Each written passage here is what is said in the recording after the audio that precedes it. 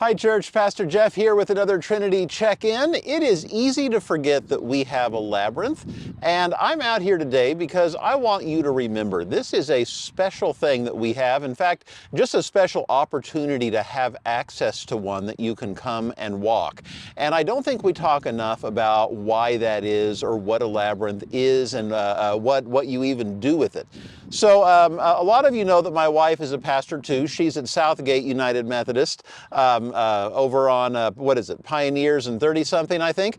And she does a Wednesday video just like I do every week. Well, she wanted to tell her church about our labyrinth. And so a few weeks ago, she came by and she and I were out here on the labyrinth together and we talked about it and what it was.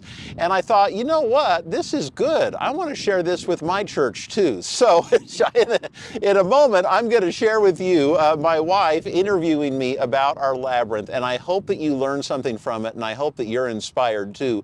More than that though, I hope you come out and walk it. You know, on Sunday, Spirit Hall of course is right there, so if you come out the doors on this side, you'll come right on the labyrinth. You could just walk it after church someday, or you could come by in the evening and go to 402 Creamery or Scooters or you know, Art and Soul or something and just come right on up and walk it. It's beautiful to do, and it can be a spiritually moving thing as well.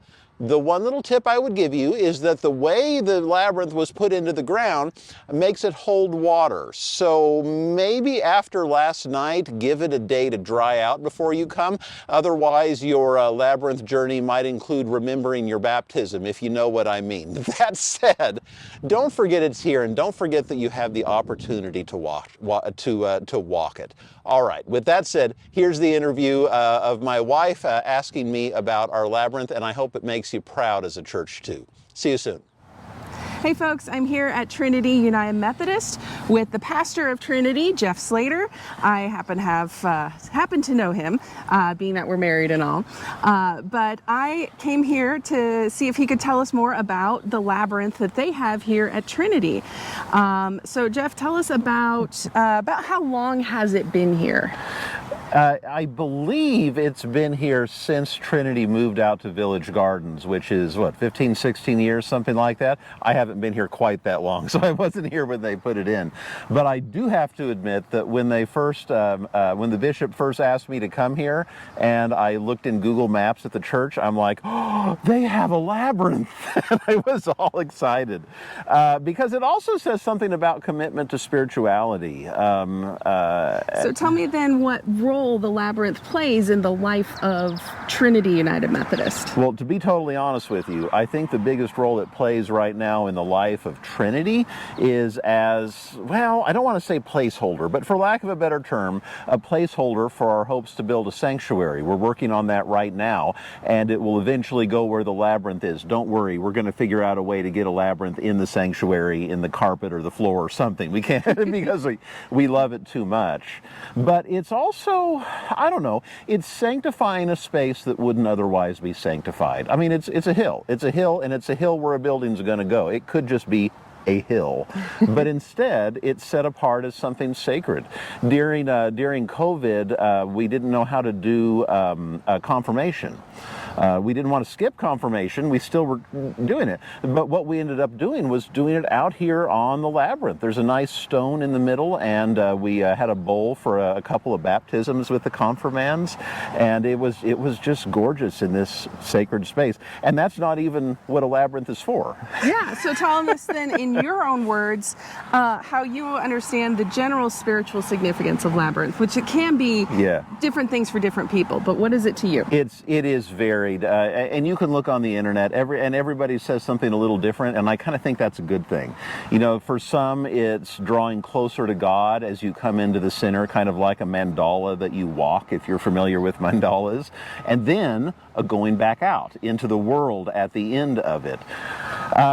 Oftentimes for me, when I do it, it's a form of meditation. I've shared this openly with my church, but I have autism and a little bit of ADHD mixed in, and I can be easily distracted, and something about moving my body while I pray helps focus. The first time I ever did a labyrinth was one in Wichita, Kansas. It was in a gym floor of a church, Calvary, if you know it.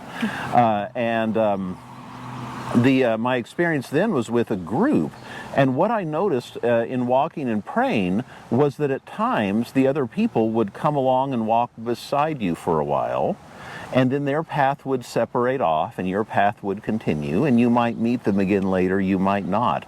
But it seemed just such a profound little miniature version of life in community, and that's what it meant to me that time. So what I always tell people is, come try it and see what it means to you. We have a lot of little kids that come up here. 402 Creamery is like right there, and one of the reasons we put this sign up was and these benches is to say, hey, come on up, eat your ice cream at a place that's special. But you'll see kids just running it as fast as they can, and you know what?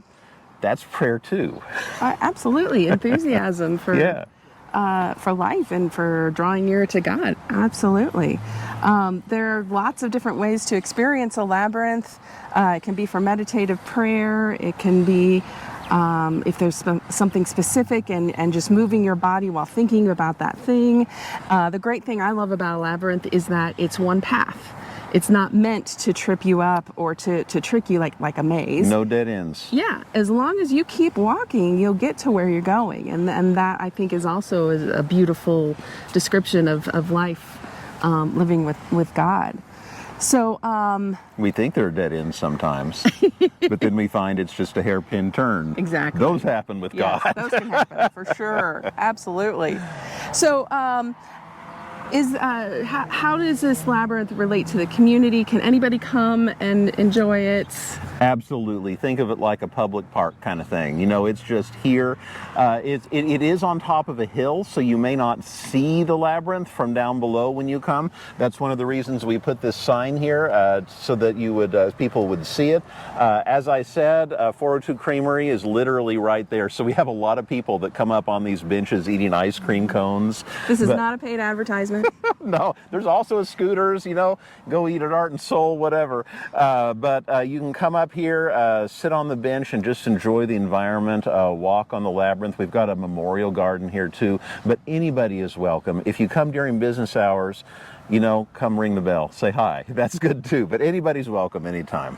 Okay, well, I appreciate you taking time to share with me about Trinity's Labyrinth and what it means to you as well as what it means to the broader community. So friends, come check it out. You don't have to go to Schuyler. You got Labyrinth right here in Lincoln. Well, you can do both. Well, yeah, true.